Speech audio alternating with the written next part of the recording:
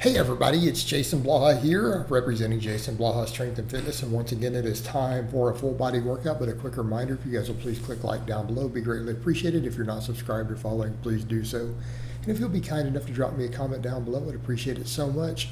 So me doing the beltless training again, definitely can tell my low back and abs need more work. I didn't go super hard on this today. I've been running. Did 36 minutes yesterday of combined running.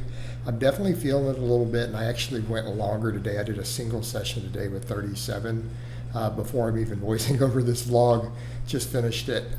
So the thing is, though, I absolutely have to add the reverse hypers and ab work back in, particularly if I'm going to keep getting leaner. I do feel like this week, with the running added in, my waistline just feels really watery, and I think even the loose skin, it just feels like there's definitely some extra water just kind of floating through there. So again, as I keep losing body fat though, I'm doing huge amounts of fasted running now and fasted training and eating super clean. I think it's going to tighten up more and more coming up. So what I did here though, a couple things. Again, you guys know me. I've had really big squats before. You guys have seen me squat 600 pounds. I know how to build a squat. It's at a higher body weight.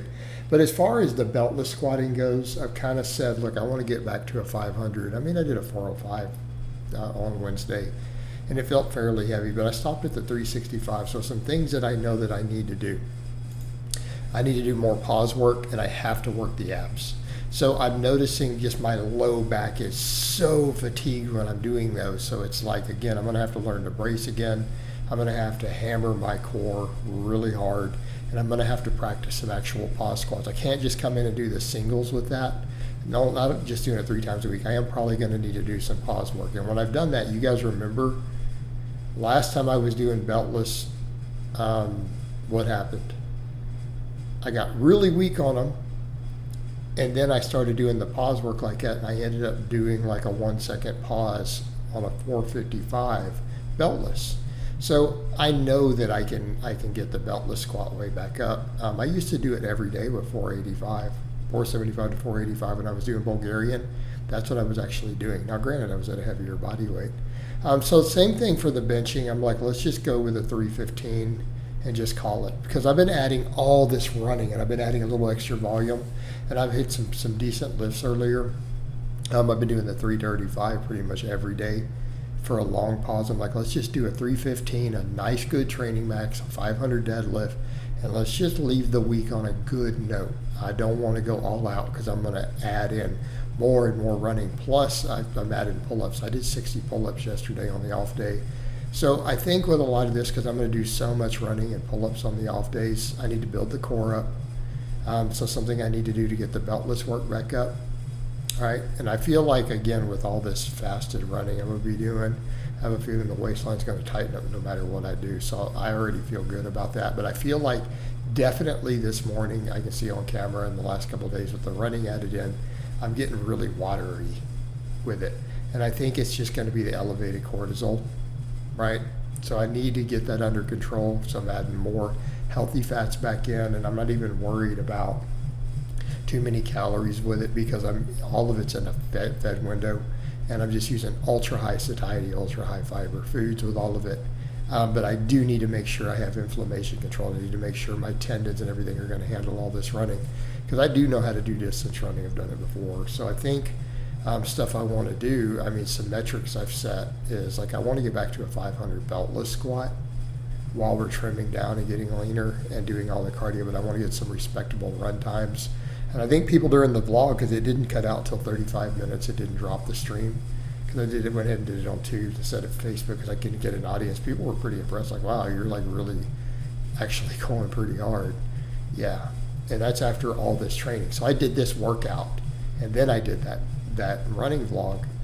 And so I'm voicing over now. I still haven't eaten breakfast. We're going to wait to eat. Going to keep the fat burning during this window. And I still have a runner's high. So right now I feel really good. I'm not going to lie, guys. That runner's high, it's euphoric. And I got it yesterday, and today it's even stronger, especially when you're fasting. It's interesting. It's different. But we did reverse hypers, right? We do them Louis Simmons style. I'm going to have to do the reverse hypers, and I'm going to have to do ab work. I have to with the beltless training now. All right, jumping, I did 3 sets of box jumps. And again, I'm just going to put it all out there. I know that everything with the waist, with what I'm doing this week, it looks really watery. And that's okay, I don't care. I'm not going to be embarrassed by it, I'm just going to put it up. Document the journey as we go. I think everyone can tell looking underneath all that, I'm pretty jacked and dense. So as I get leaner and leaner and leaner, as we get fitter and fitter and fitter, that's going to be my strategy, just to keep doing all this crazy amount of fasted training. My calorie turnover is going to be really high with the fasted running now that my conditioning is up, plus all this training and then doing all the pull-ups and other stuff. I'll be burning a lot of calories. We're going to get good nutrient partitioning, and I'll get leaner and leaner, and that's where we're going to really see this stuff tightening. I think because I'm doing it all fasted too. I think it's going to be the game changer. So I did my box jumps, then I did the dips. I'm pretty much I've had good progression on the dips for weeks. It's been going well. I feel like it carried over to the bench. This is kind of the strongest I've gotten on these, doing these deep range of motion ones. This is what I hit last time. I'm not able to quite push past it. I'm going to try to work with this weight and see if we can get more and more reps. I'm up 6s, but keep in mind I had to start adding weight every workout because the reps were getting higher than I wanted. So we're getting better at these, and especially that dead start position, because you guys notice I lean all the way into it. I'm into that full stretch out of the bottom. It's like a deadlift out of the bottom. It feels amazing, but it feels like a max bench. It feels like I'm benching well into the 300s when I do that. So it feels good, and this will build the chest, build the triceps, and then I'm going to build the overhead work, right? I'm going to do dumbbells because I can get almost a lockout with a dumbbell. So we can't do it with a barbell yet, but we're going to hammer that. Even if it's going to be embarrassingly lightweight, I'm going to rebuild that overhead. I'm going to strict press 225 plus again. I will strict press 225 plus again. I've done it over a dozen times on camera in the past when I used to overhead press. I'm going to rebuild that mobility. The trick is we're taking out anything supine. Like even those, I started doing those neutral grip stuff. No, that's got to come out. I need the biceps to completely recover. We're going to do nothing but pronated. And you know what? My biceps were actually looking really good when I did nothing but tons of pull-ups before. Right, but look at all the tricep work I have with all the dips and the closer grip stuff. So we're going to rebuild all this, right? We're going to rebuild it this way. It'll be compounds. But I need the biceps, the inflammation to come down. That's also part of, think about what I'm doing with all the ultra high antioxidant intake, all the polyunsaturated fats in the diet with all this running and stuff, right? It's going to control inflammation more and more. Once those bicep tendons, especially that upper insertion and everything is good, once I can do like pull-ups here and the arms will lock, we're good. Notice that I can't lock even at a dead hang, okay? What does that tell us? Tell us those biceps are still inflamed. This is going to be my litmus test, the pull-ups. Plus we're putting it all into that stretch. And eventually, and from what I've read from other guys who've had the same problem, once the bicep inflammation went down, and they stopped doing all curls, they stopped doing all underhand grip work, they were able to lock out again. Once I can lock out again, we're in a good spot. Also, after the pull-ups, since I was already hanging on the bar, so I had chalk on my hands, I went ahead and did a set of hanging leg raises. I'm going to have to add these back in. Notice my strength is down on these. I used to do like 13, 14 of these. 8 reps was really all I could do. What does this tell us? It tells my abs are weaker. My performance is down on these total bars, and I'm at a lighter body weight now. So my abs are weaker, which is one reason the beltless work feels so hard on the squats. So we've got to build the abs, build the erectors back up. All right, these, I know it's embarrassingly light, but notice I can almost lock it out. We're real close to being able to lock these. So we're in a good spot with this movement. So I'm just like hammering, I'm just repping them out. I got like 12, so I couldn't quite get 12 on the last set. So I did 2 sets last time, I did 3 sets today. At least I can get a better range of motion on this. We can do some overhead work. We can get a pump, we can build those muscles, right? We can work the delts in those positions until I'm able to have the range of motion restored to do a barbell. I'm going to do these dumbbells.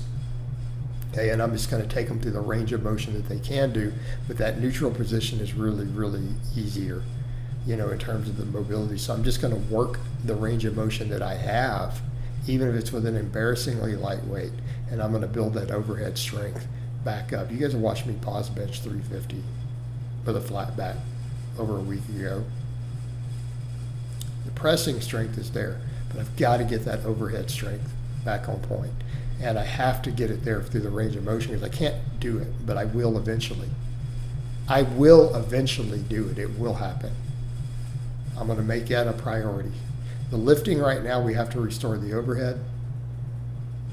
Have to get that range of motion return. I need to get my core stronger again, and we'll keep pushing. Then I did my sled work. So we push it on the way down and I sprint on the way back. So everyone who watched that vlog, the jogging vlog, I did that 37-minute run after doing all of this. This is this. So like 10 minutes, 15 minutes later, I went and started that run. So about 15 minutes after this sled push, we were out there pounding the pavement, barefoot, right?